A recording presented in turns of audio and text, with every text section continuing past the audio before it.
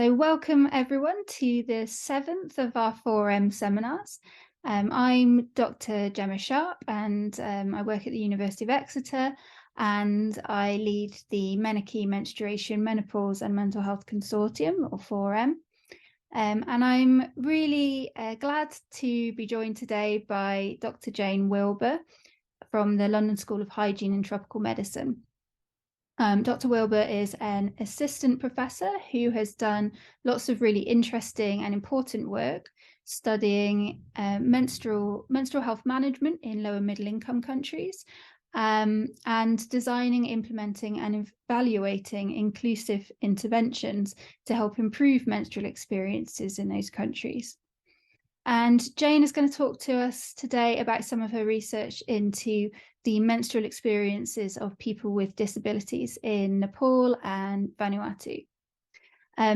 So if you have any questions as we go, then please just pop them in the chat. At the end, I'll give you an opportunity to put your mics on and ask Jane questions directly, or you can just leave your questions in the chat and I'll put them to her myself. Yeah, without further ado, I will pass over to Jane. Thanks, Jane. Thank you so much, Gemma, and thank you for having me. I'm just going to share my screen. You could let me know if that's in the presenter view. Yeah, no, that's fine. I can just see the slides. Lovely, thank you. So thank you very much for joining, everybody. I'm going to speak for 30 minutes.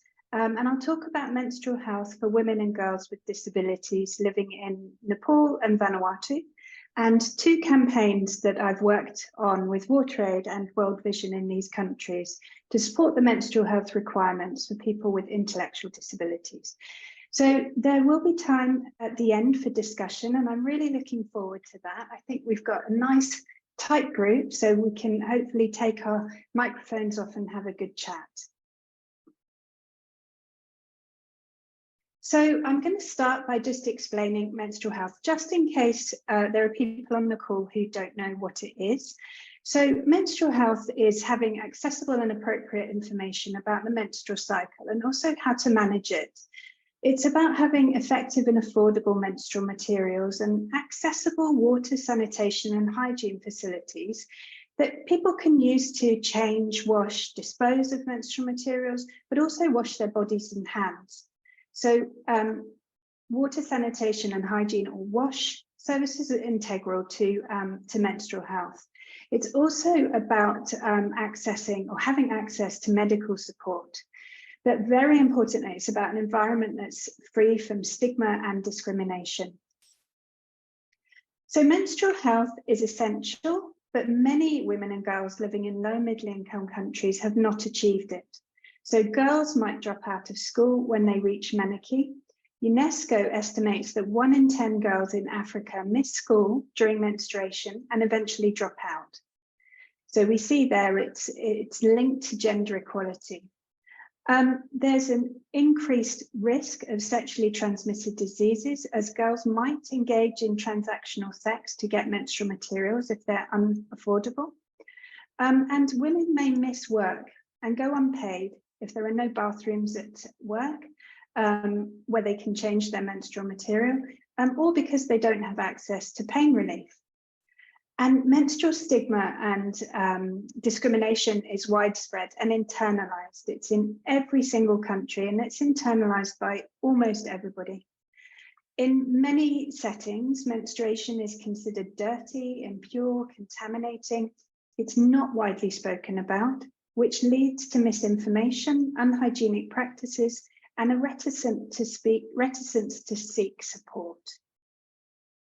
So now I'm going to move into disability and menstrual stigma. So this is where we see stigma and discrimination starting to layer up.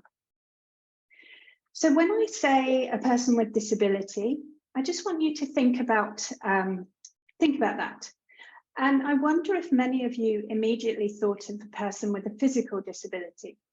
And if you did, that's quite common because it's what we can see. But 1 in 7 people globally have a disability. And of those people, 80% have an invisible disability. So this might be someone with a visual impairment, hearing loss, cognitive impairments, intellectual disability, autism, for example. But many menstrual health interventions that do focus on disability inclusion only consider improving accessibility of water and sanitation infrastructure for people with physical disabilities. So there you can see within disability, there are some people that can be excluded, even when attention is given to disability inclusion within menstrual health. So additionally, about 119 million adults with disabilities rely on caregivers. And this is really important because some caregivers might have to, or some people with disabilities might be reliant on caregivers for their menstrual health. And the photo on the slide, I'm going to explain the photos in case anyone has difficulty seeing them. But the photo on the slide is of a young woman wearing a school uniform, washing her hands, and she has a hearing impairment. So people with disabilities face widespread exclusion across different domains of life because of attitudinal, financial, accessibility, and informational barriers. So people with disabilities have lower educational attainment, and this worsens in secondary school. And this is important because many menstrual health interventions are delivered in schools. So many girls with disabilities miss out on that dissemination route. People with disabilities are 50% less likely to be employed than people without disabilities. And this is worse for women with disabilities than men with disabilities. So this means that women with disabilities may be less able to afford menstrual materials than women without disabilities. People with disabilities are also more likely in low middle income countries to live in households without basic access to water and sanitation compared to people without disabilities. Now, as I said on the previous slide, WASH is vital. So these facilities, these supportive facilities, are vital for menstrual health. This photo is of a person in a wheelchair and a woman standing behind her. They're both smiling at the camera and they're in front of an accessible toilet and they're on a ramp. So in terms of social exclusion and isolation, the Joint Monitoring Programme reports that people with disabilities were 50% less likely to participate in daily life when they're menstruating compared to women and girls without disabilities. So in a study in Vanuatu, we found that menstruating women and girls with disabilities were 3 times more likely to live alone than those without disabilities, to eat alone, sorry, more likely to eat alone when they're menstruating than those without disabilities. They were also 5 times more likely to use different bathing facilities than others in the household. And that's because the bathing facilities were inaccessible.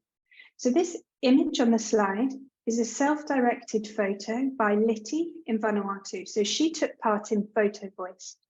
Now, Liti has a physical disability and she uses crutches to get around.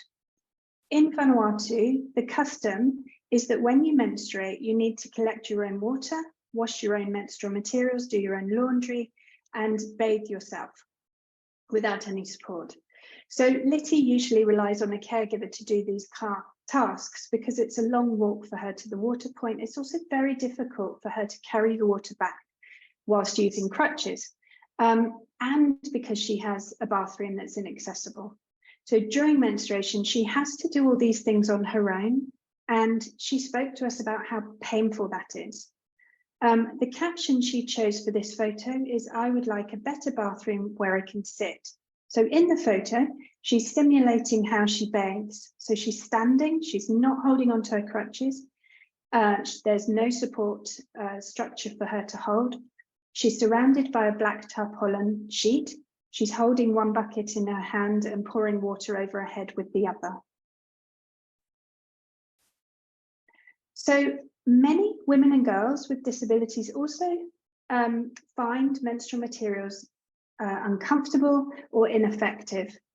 So people who use wheelchairs report discomfort and difficulty positioning the menstrual material to ensure its maximum absorbency.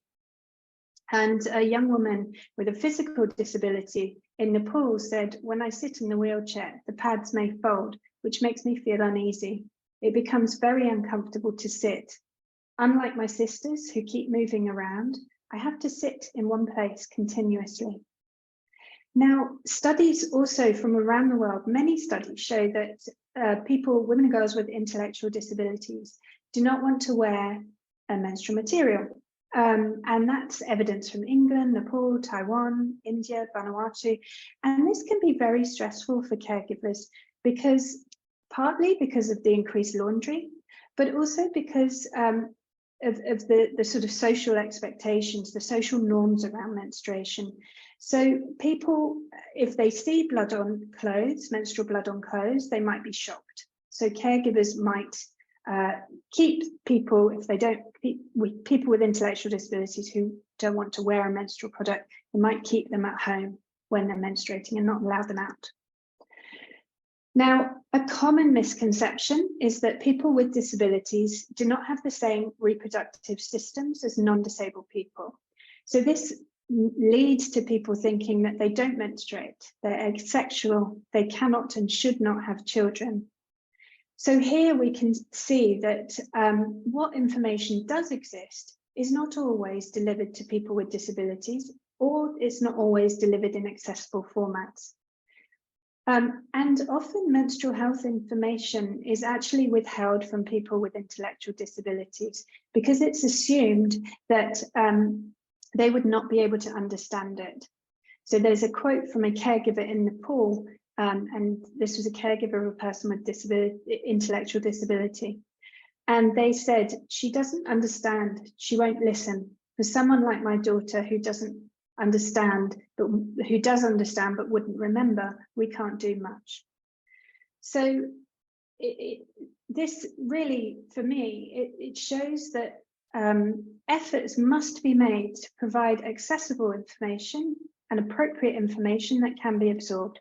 So that might mean repeating really regularly.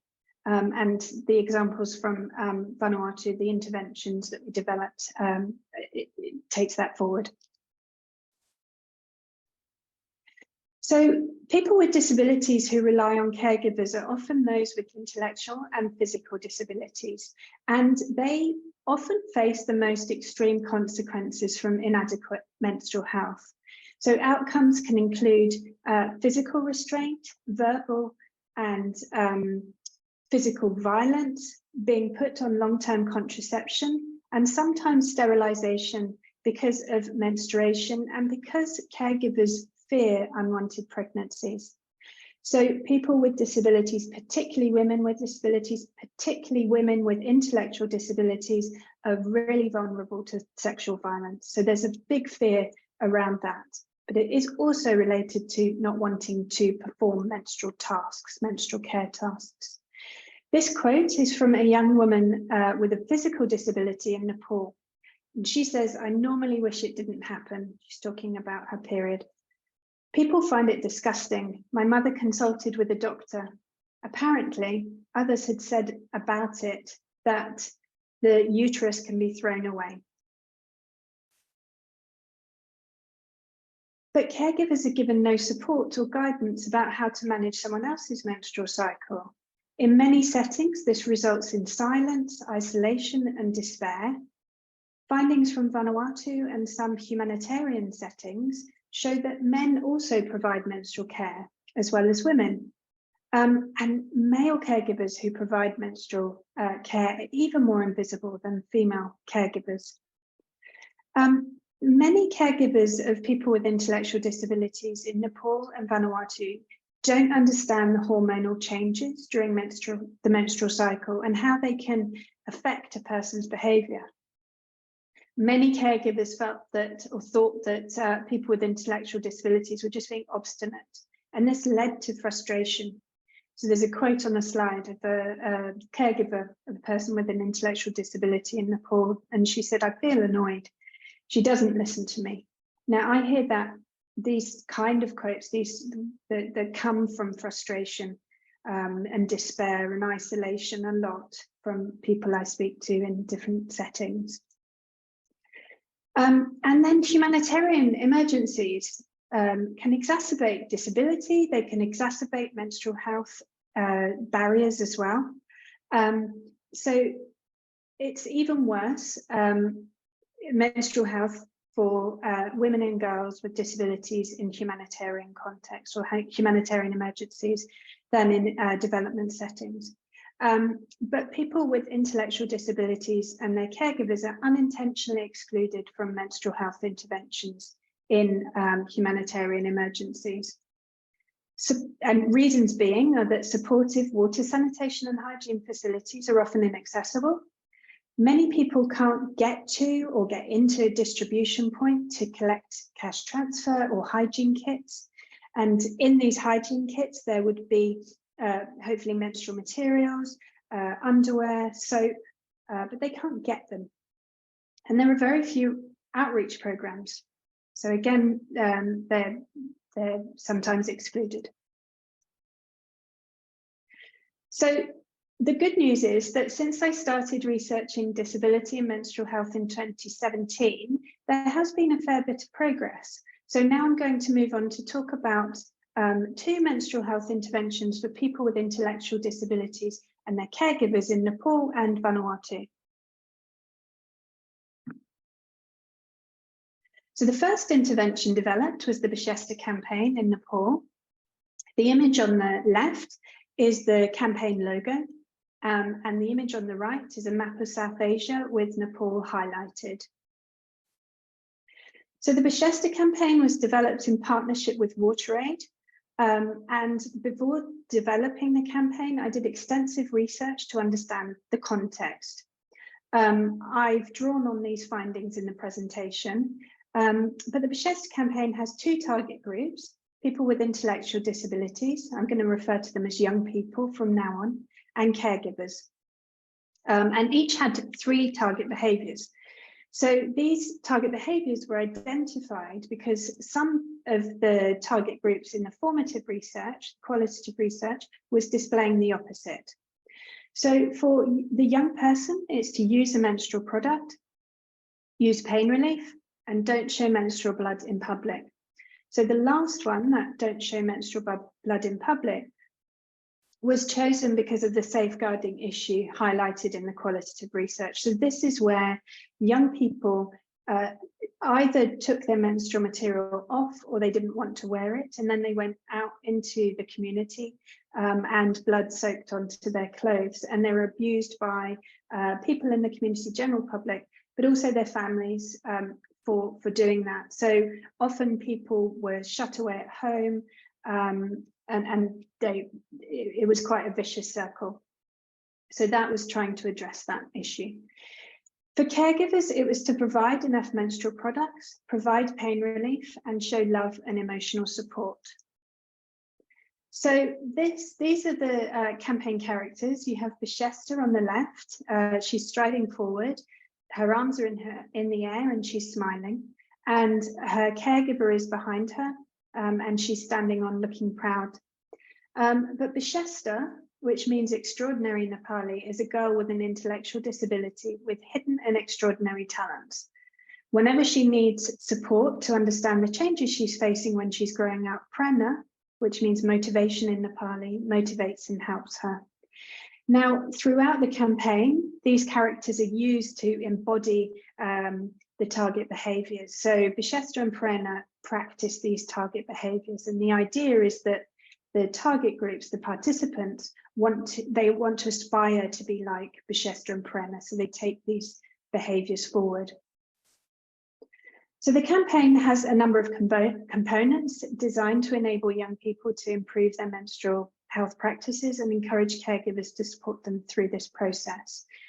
The intervention includes period packs for young people, and these include a branded menstrual storage bag for use at home. That's the image on the left, and to the right of the bag, there's some menstrual materials that were put inside the bag for people to use. The middle photo is of a menstrual shoulder bag, and that was used to, when someone leaves the home, they put a menstrual material in there. If they need to change when they're out, they put the used one in the bag and bring it home to be washed later. And the last photo is of a bin. Now, all of these things needed to be kept next to the young person's bed at all times, and the 2 bags needed to be filled, always filled, and that was the carer's responsibility. Caregivers received a menstrual calendar for tracking the young person's menstrual cycle. We also produced 2 visual stories about Bicester menstruating and learning to manage as independently as possible with Prena's support. So in these stories, Bicester and Prena are carrying out all the target behaviours, and these images show Bicester showing Prena blood on her bed sheet. Prena then hands her a menstrual material from the campaign storage bag.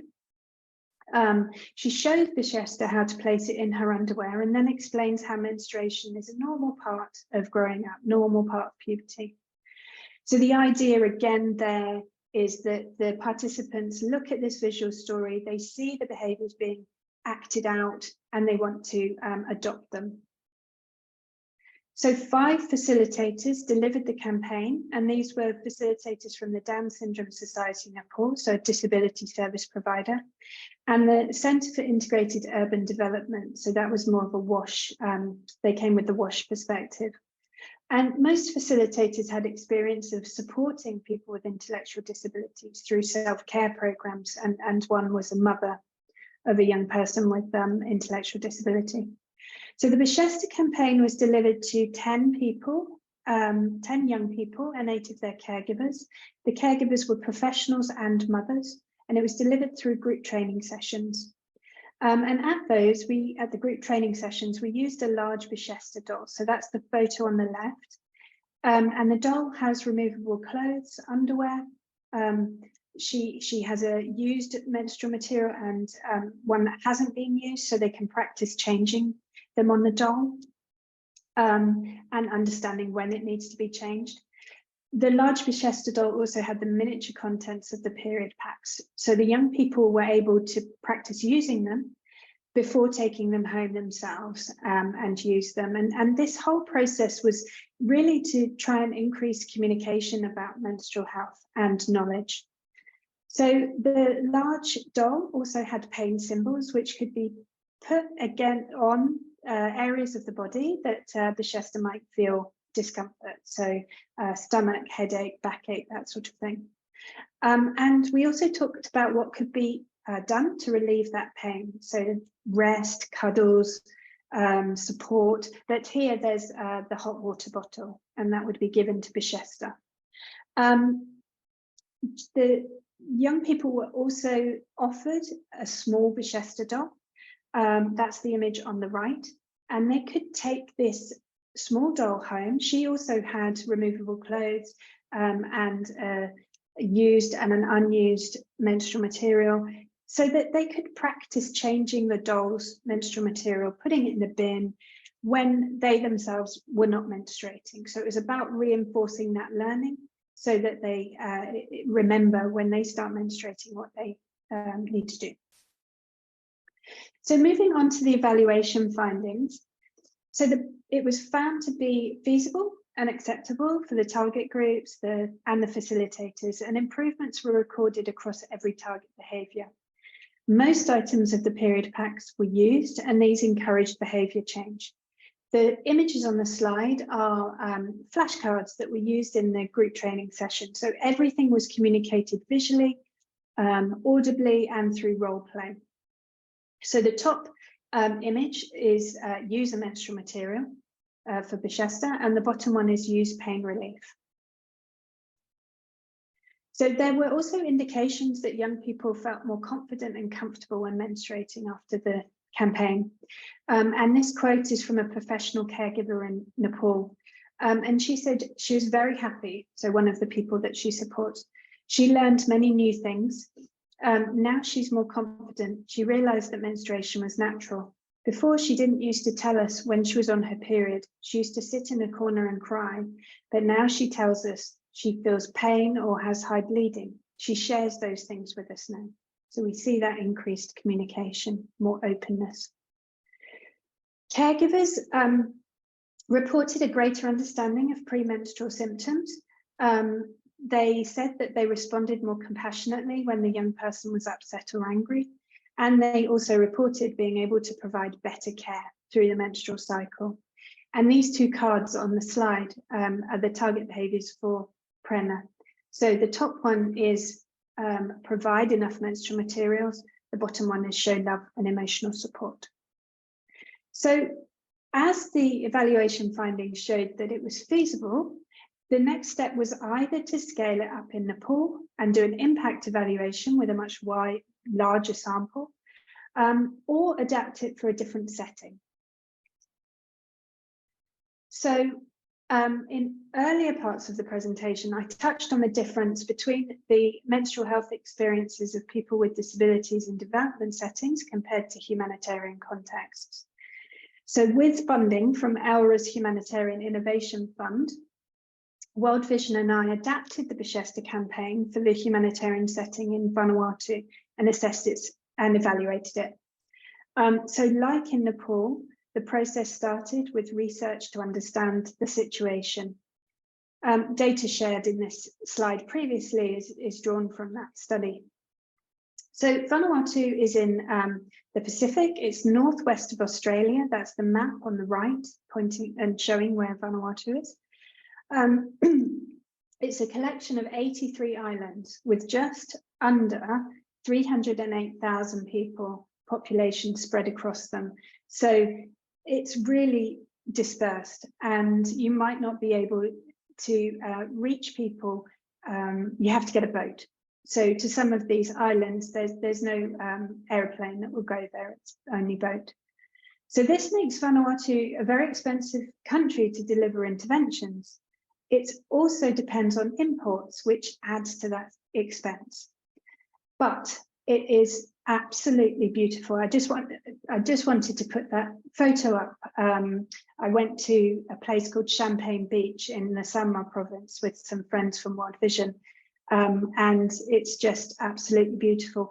But it's also the world's most at-risk country for natural hazards, cyclones, earthquakes, flooding, and volcanic eruptions. So in terms of pilot testing or adapting the Bicester campaign for a humanitarian setting, it was actually a really good place to pilot it. So the adapted intervention is called the Ve Vanua campaign, and the aim is the same as the Bicester campaign, but in Vanuatu, we encourage young women with intellectual disabilities to take their menstrual materials with them during an emergency, so to evacuate with them. And here are the faces of our campaign. We have Ve Vanua on the left. She's wearing purple. She's walking towards the foreground with her arms raised, smiling. And Vota Ve Vanua, who's behind her in a blue dress, is standing behind her looking on proudly. So the target groups and behaviours are the same as in Nepal, apart from the last one. So again, it's young person, use a menstrual material, use pain relief, but the last one was changed slightly to don't show menstrual materials in public. So this relates more closely to change a menstrual material in private. So use a menstrual material and then change it in private. For the caregiver, it's exactly the same. So provide enough menstrual materials, provide pain relief, show love and emotional support. So the Ve Vanua campaign was delivered to 30 young people and 35 caregivers living in the Sanma province, and the caregivers included men and women. The facilitation team included a person with a disability. And during the delivery, the country experienced COVID-19, but also 2 cyclones hit the province, meaning that the pilot test was realistic. We had to shift our delivery mechanisms from delivering the training in groups to visiting people in their homes. And this was really to respond to the fact that many people didn't feel comfortable talking in a group setting, but also because it meant that we could fit around caregivers' responsibilities. So after cyclones, people want to get out and work so they can get money and rebuild their home after the cyclone. So it's very difficult for people to come to a set time, and instead we worked around their timetables so that we could meet them and it wasn't a strain for them. Oops, sorry. So as I said, interventions are really expensive in Vanuatu, so we tried to bring the costs down as much as we could. And that meant not producing all the campaign resources that we had produced in Nepal to save money. But the period packs had similar content. So the images on the slide are of the period packs. There's the menstrual storage bag on the left, and on the bottom, there's menstrual materials that went inside the storage bag. And then you have the bin on the right. But on the top, that's the equivalent of the blue shoulder bag. So we made it much more simple. It's just a small drawstring yellow bag to take outside the home.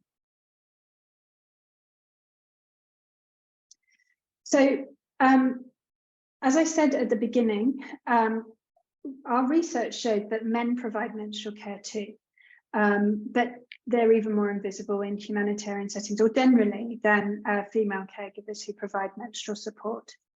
So in the Ve Vanua campaign, we actively involved men and we used them in the visuals to depict this family support. And in Vanuatu, again, to save money, we produced one visual story instead of two. The images on the slide, I've selected the ones that are similar to the ones I showed for the Bicester campaign.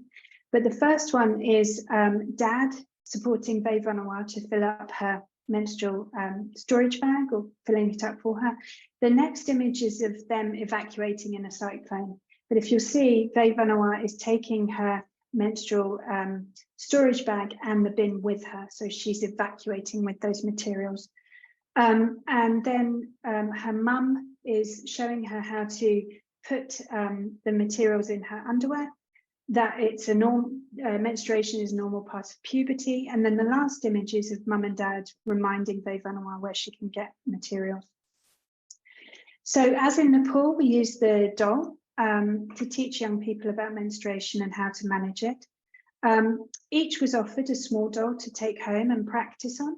And the photo on the slide is of that Ve Vanua doll. Now, moving on to the evaluation findings. I've included names, but they're all pseudonyms in the slides. So the Ve Vanua campaign was also feasible for the young people, caregivers, facilitators, and practitioners. And we saw improvements across all the target behaviours. And many young people were managing menstruation more independently.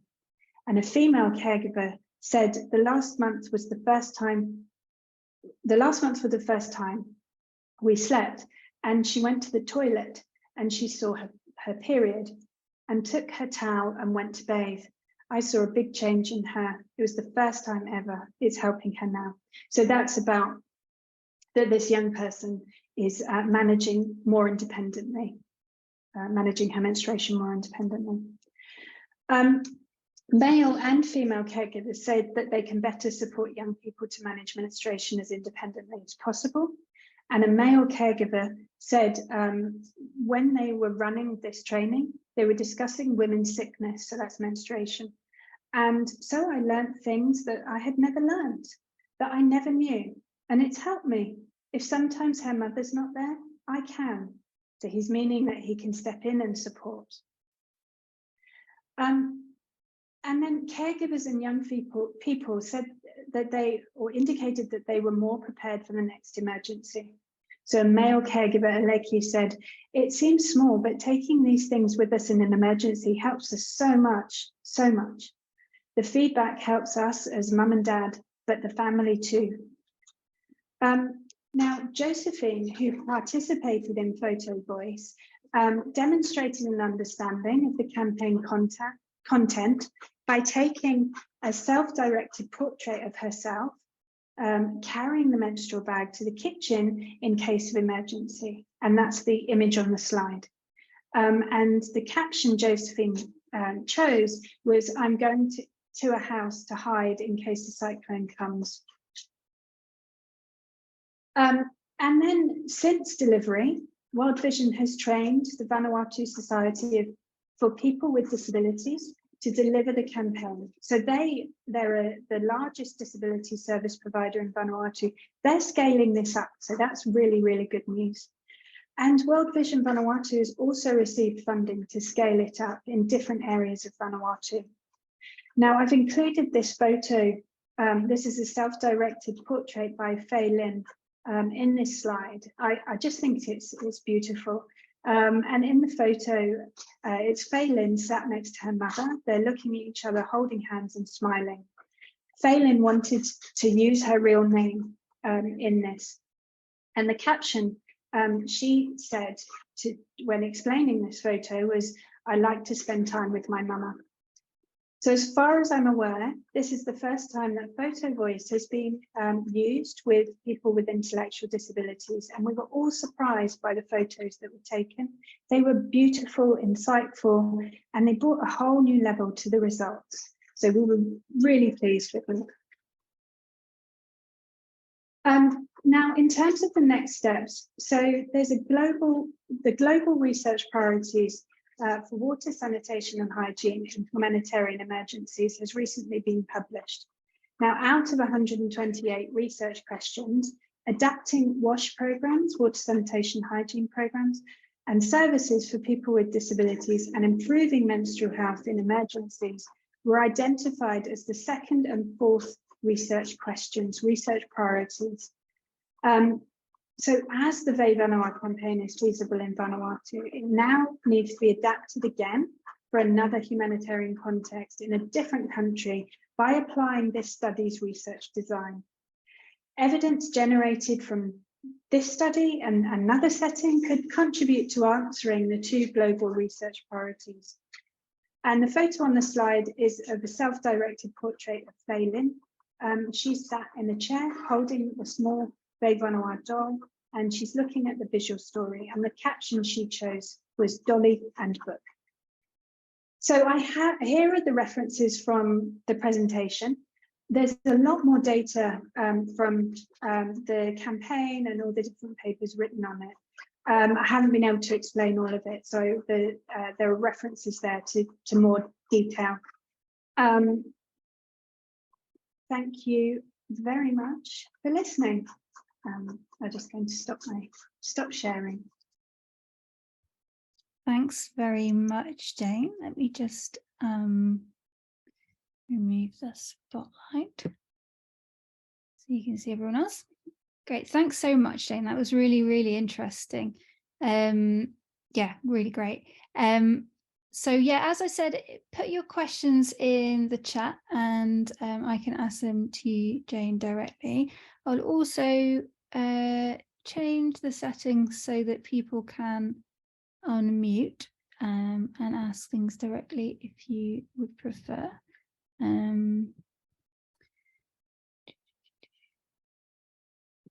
There we go. I've given you the power to unmute.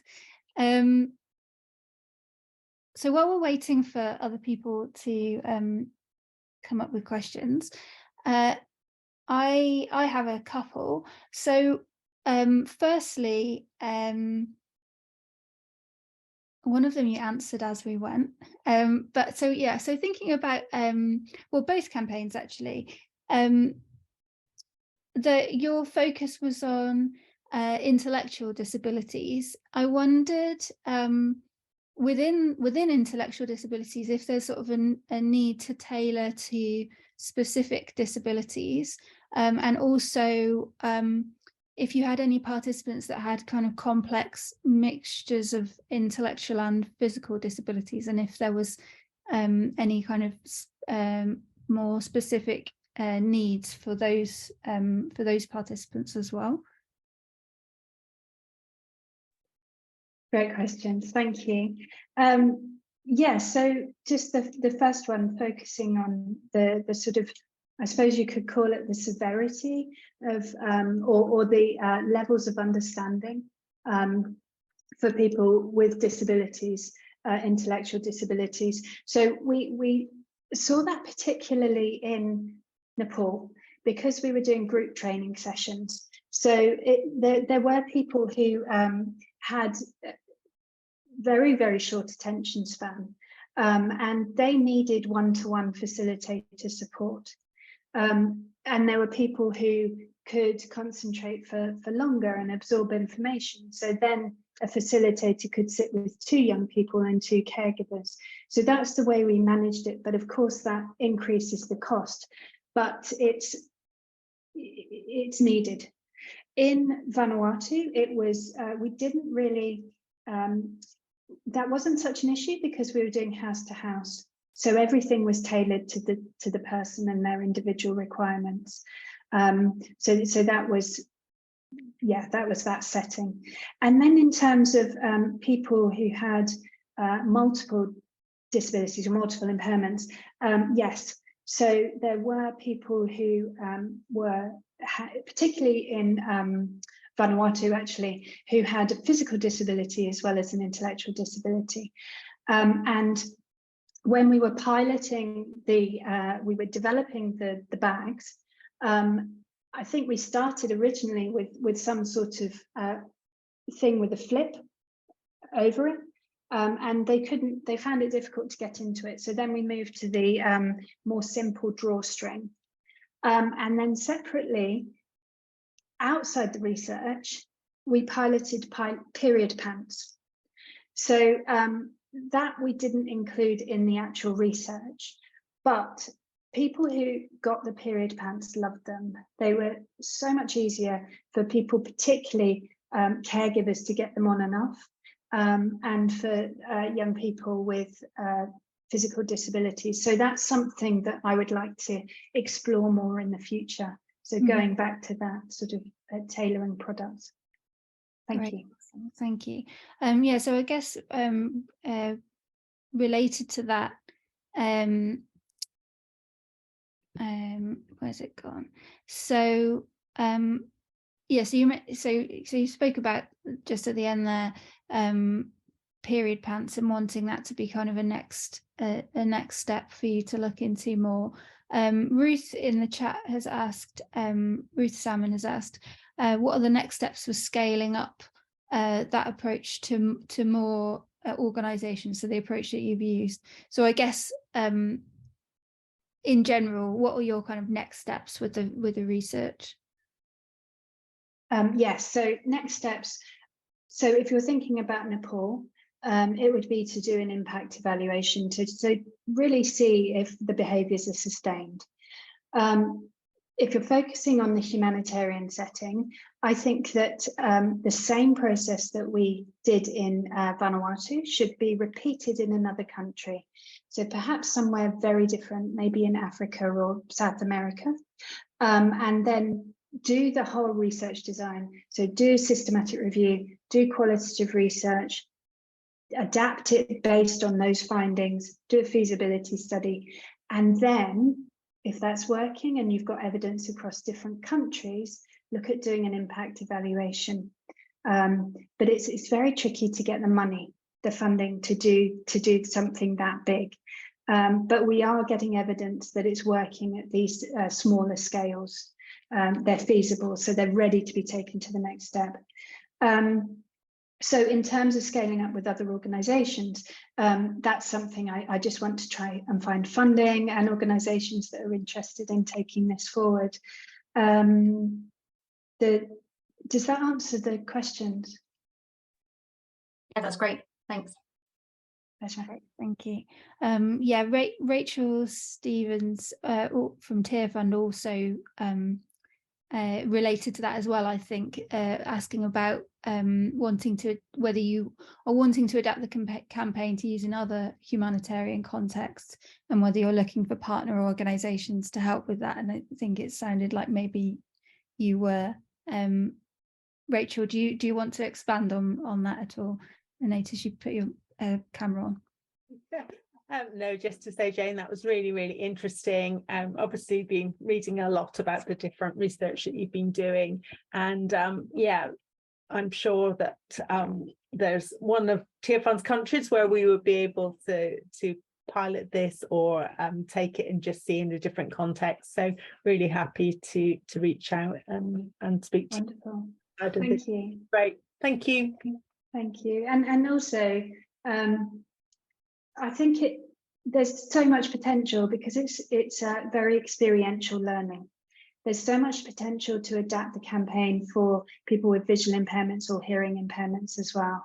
I mean, that would be a different thing. You couldn't test it all and adapt it all in one setting, but you could do it separately and see how that works. Yeah. Thank you, though, Rachel.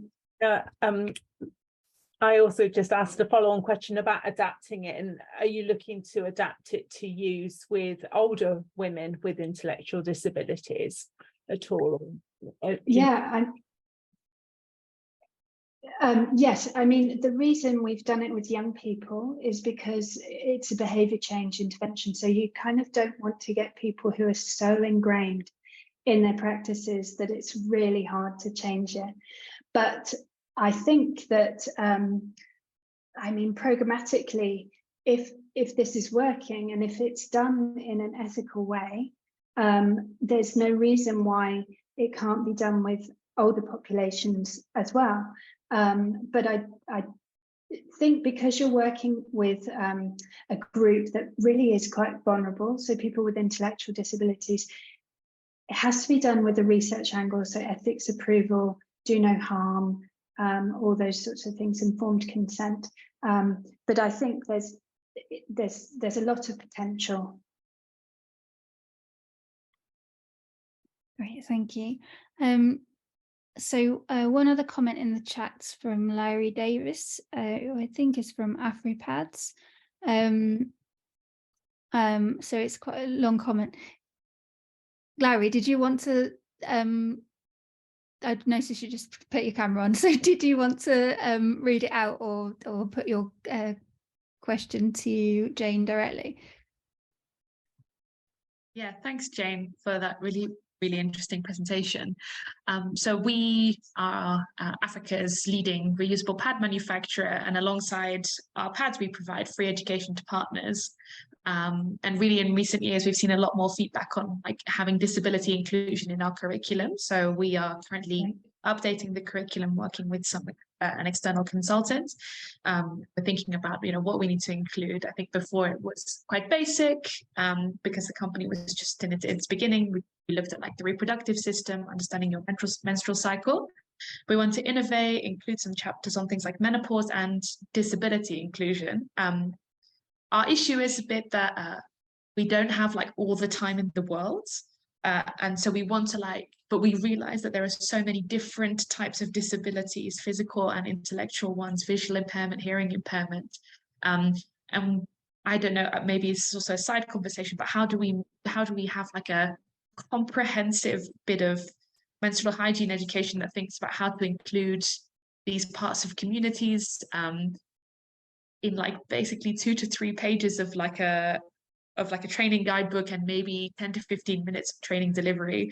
And our lead trainer from Uganda here, Gloria, is also on the call, and she's really interested in this topic and something we've been thinking about, but we're no disability experts. And I don't know, maybe if you would be up for a separate call or maybe a discussion here on like how we can think about including that in our curriculum, because we work with over 200 organizations to deliver products and educational content. So we want, I guess, some guidance. Maybe you can point us in the direction of some materials or resources that can help us think about how to design an element of our curriculum that can be used with people from different communities and people with different disabilities. Well, I mean, that's fascinating and amazing that you're doing so much. It's really encouraging to hear. I think it might be easier if we have a side call about it. I'm very happy to set that up, just because could get quite detailed. Because so much. If you want a few pages, you're going to have to get so much information and hone it down. So let's have a chat about that. That would be great. I'll just pop my email in the chat box for anyone who wants to get in touch. Great, thank you. So there's 2 questions in the chat related to, so one's around low-cost period underwear. Did you consider using low-cost period underwear in the design of your interventions? And then the other one's also about period underwear. with regards to period pants, do young people have access to new ones if they need them, and do they have a locally identified supplier? Okay, these are good points. So the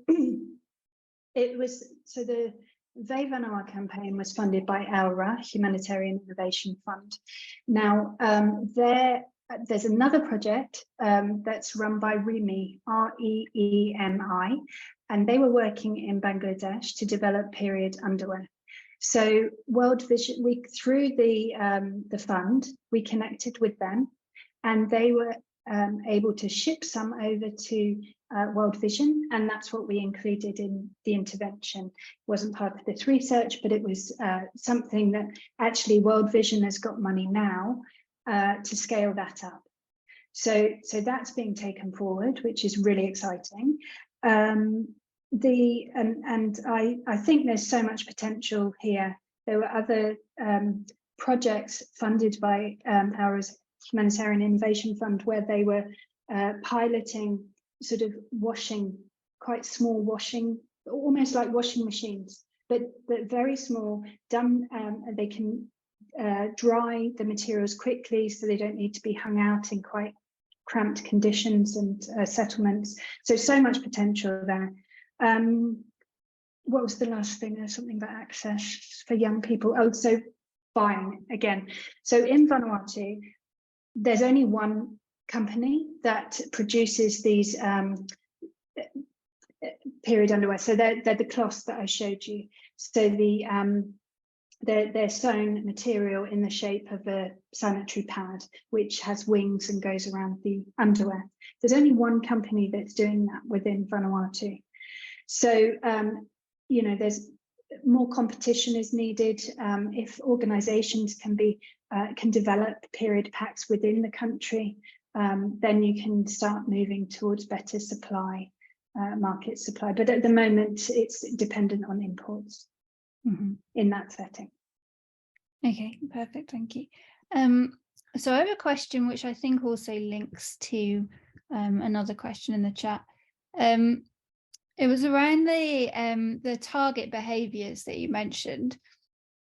So I wondered if anything had come up through the sort of through the qualitative research that you did on the evaluation of the interventions around the I guess in both cases that final target behaviour is slightly contradictory to some of the others. So on the one hand, menstruation is normal, use a pad, use menstrual products, but then also don't let people see your menstrual products, don't let people see your menstrual blood, and totally accepting that that's because we live in a society where it's not acceptable to see menstrual blood or menstrual products. I just wondered if anything had come up around that tension between those sort of two messages, and I think that it links to a question in the chat around the social taboo, social stigma, and social norms and taboos, and if any of these campaigns or any other campaigns have looked to kind of tackle those. I mean, it's huge, but like to tackle those kind of issues. Yeah, I mean that you sort of made that point at the end. The Chester campaign, because it was small group, we had to deliver it quickly. We decided to focus on improving communication. The unintended consequence, which we only realised towards the end, was the don't show blood in public, because we could have been reinforcing shame. And we took that very seriously. We went back to people and sort of tried to address that. And then in Vanuatu, we changed it. So it very much is difficult. I think that collaborating with other campaigns, other organisations that also dispel taboos, secrecy, increase information, openness, it would be good to link up with those.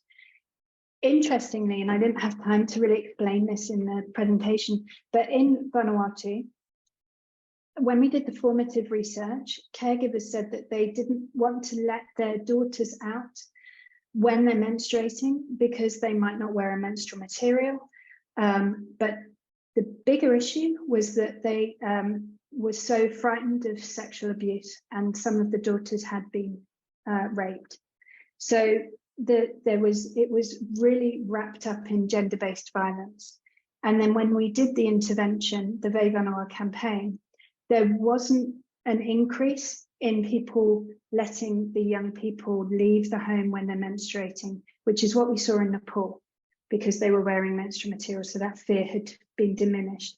But in Vanuatu, the fear of rape had not gone away. So some people were using the calendar that we developed to track the young person's menstrual cycle. So the idea was that the caregiver could start predicting, remind the young person where the materials are, what they need to do, all of that sort of thing. But what they did instead was track fertility. So they said, okay, you're fertile here, you can't go out. And the young person, so it almost increased restrictions. But again, it's part of gender-based violence, so you can't address that within this campaign. But doing these pilots are really, really good ways of trying to highlight those. So what do you need to do next to try and, you know, work on that? Mm-hmm. Well, yeah, super interesting. Yeah. I think there's just one more question, which is from Rachel. So did the campaigns do any advocacy with the government to taxes on importation of goods or raw products? Short answer is no, not yet. I mean, it's no, short answer, no. Sorry, Rachel. But well, there's potential there. So yeah, huge amount of work already that you presented. So yeah. Hello. Oh yeah. I had a question. Could I go ahead? Yes, please do. Yeah. Hi, that was really insightful, and loved hearing the different aspects of even the geographies. So yeah, I'm Anjali and I'm from Project Vala. So I just wanted to understand about the material for the products that were given, and did the menstruators have any particular preferences when it came to that? Yeah, okay. So the materials in Nepal, it was a very soft cloth that people could fold. And that was decided because that's what people were using in the formative research. So we wanted to focus on what they were using, but make sure it's hygienically used. So changed regularly, dried in direct sunlight, washed thoroughly. There was also a tailor-made, almost like something that the cloth could slot into, and then it could go around the underwear. So that was in Nepal. And then in Vanuatu, it was the sort of like sanitary pads made out of materials with the wings, and also cloths. So they had options.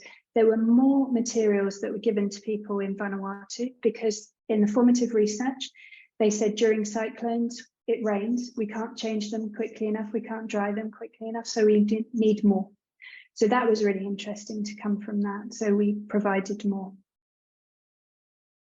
Thank you for your question. Great, thank you. Okay, so I think in the interest of time, we'll draw it to a close, but thank you so much, Jane, for telling us about your really interesting and, yeah, as I said at the start, really important research. And yeah, and the questions in the chat, thank you for everyone for putting your questions and for attending today. We'll be back in August with another 4M seminar and yeah, for the rest of the year and hopefully beyond. So please do join us. Yeah, thank you again, Jane. Thanks very much, everyone, for coming. Thank you for having me. Thanks.